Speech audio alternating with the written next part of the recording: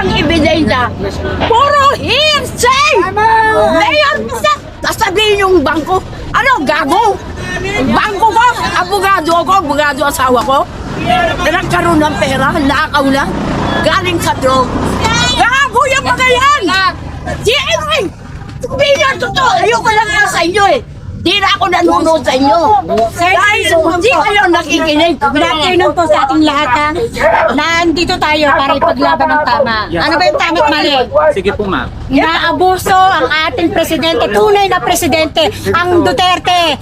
Literal na kinidnap nila ang Tatay Digong. Naiintindihan niyo yan, di ba? Sige, ma'am. So, sino ba dito ang abusado? Sige, ma'am. Eto! Sige po. Eto ah! I'll give you example. Ha? Si Duterte, anak living tatlo sa iyo, sa simenteryo. Sinong presidente ng palibing kay Duterte? Ang pamilyang Duterte, mananatiling mamumuno sa bansang Pilipinas. My prince. Teka muna, why? Inilibing! Doon! Eto ang point! Inilibing siya sa bayani. Who is that president? Only Duterte. So, anong ginawa kay Duterte? Ito nga sabi ni Bangat. Hindi na siya naniniwala sa ICC. Hindi siya makiki-operate. Labas yung tama. Kaya nga, binoto ko siya eh. Unitim eh. Pero anong ginawa niya? Ilalay niya si Sara. Binigyan niya ng 125 million. Yung pala, paiimpit niya. Sabi ni Sara, akong bahala sa'yo. Eh, anong ginawa mo, Marcos? Traidor ka! Eh, binoto kita! Eh, binala ko tatay mo. Kasi tatay niya, si Marcos, inano ko yan nung araw, Ilocano ako eh. Wag na. Ito, galit ako eh. Tinaraidor mo ang taong tumulong sa'yo. Ano kang klaseng tao? Wala kang kwenta! Marcos, traidor ka! Ilocano ako pero hindi kita papanigan. Si Duterte nagpalibing. Ngayon, nandiyan ka na sa mga dilawan. Mga komunista! Dilawan, komunist, FPA. Yung mga party list. Ano alam mo sa kanila? Lalo na yung pangit at tabingi ang mukha. Akala mo ang talino. Tawagin mo mag-debate kami. May tatanungin ako sa kanya. Pag hindi na ako nasagot, patay siya sa akin. Si Sara, tinuntahan nila sa Davao. Tinuntahan ni Amy. Makipag-team ka sa kuya ko. Ay, siya ang ate, ang kapatid ko. Ano nangyari? Nag-teamwork sila. Uniteam. Eh, anong ginawa mo kay Sara? Tinaraidor mo, magkasama kayo. Love team nga kayo. Uniteam. Never again. Sabi ng mga NPA, Marcos, never again. Lahat kasapina na ngayon. Kayo, gusto nyo NPA? Tanong ko kayo. Tanungin nga kita, you are media. The origin of money. Sige, ask me. Answer me. What is the origin of money? O bakit? Kung tinatanong ko, nasabihin ko pa eh. What is the important gift of Jesus Christ to humanity? Answer me. You are media, you don't know? Hindi po.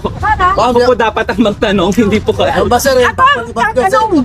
Sige po, kung tapos na po kayo. Sige po. Hindi, pero para malaman nyo na hindi ako bobo. Hindi, wala po kami sinasabing ganon. Kaya nga sumama ako dyan kay Marcos. Sige po, Sabi niya, sabihin nyo lang po kung ano yung gusto. galit ako, Uniteam.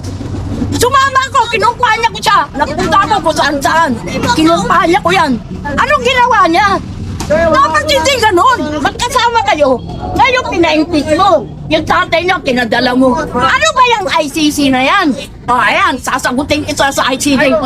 Sino member ng ICC? NATO? No. BRICS country. Alam mo yung BRICS? No. Scandinavian countries? No. US? India? China? France? India? Member ba ng ICC? Eh wala naman naniniwala dyan eh. Bugat lang komunista yung ICC. Yan si Trilining lang niwala dyan. Gago yan. Pinagkaloob mo ang kababayan mo. Bakit galit na galit ka kay Duterte? Paarapin mo ako, Trililing! Hindi ka na sundalo. Ordinary ka na. Ikaw pa ang magdadala sa... Ano ka? Siya na ang na ICC? Tigadala na? Nagtatrabaho na ba siya sa ICC? Mali yun! Hindi dapat siya! Dadaan muna sa Supreme Court.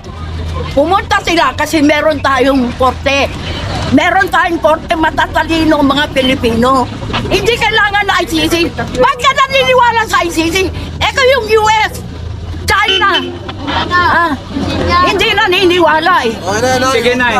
Sige, sir. May gusto po kayong sabihin. Ayan mo. Sagutin mo. Sige po, ipapaliwas ko po. Basta sasabihin lang. Ilalabas mo yan. Tatandaan ko na. Ang logo is... Ano yan ba yun? Wala Ayun po, nang may panunod gusto sa po inyo. kayong sabihin. Pre, palabas nyo kasi labas na kailangan yun. O, sabihin nyo yan ha. Wala naman lumabas sa akin. Sige po, ano po bang Sabihin ko yung mga sa 7 ng Yun na, okay na ito. Ang sinabi na ito, nandun na. Okay po. Okay na po kami. Maraming salamat. Sinasabi ko lang, sinasabi ko lang nila ang fair. Bakit po sila unfair? Pinapaniwala nila ang taong bayan. Nabibrero sila na si Duterte lang ang nagmagnanakaw. Si Duterte lang ang, pag lahat ng sinira lang kredibilidad ng mga Duterte, lahat sila. Magnanakaw, tumanggap ng drug lord, mga ganun.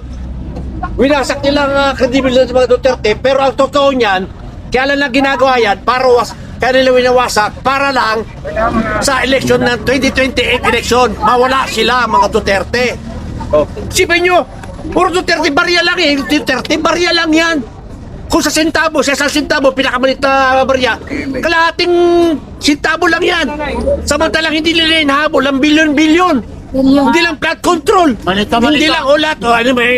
Pati lang lahat eh. Yung mga PhilHealth, yung mga Barlica Funds, maraming PDIC. At saka itong bawat mga kamera ng mga buhayan, tawagin.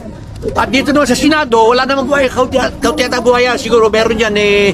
Mga tuta. Minsan mapasal din niya asong ulol. Ayun ang animal dyan eh.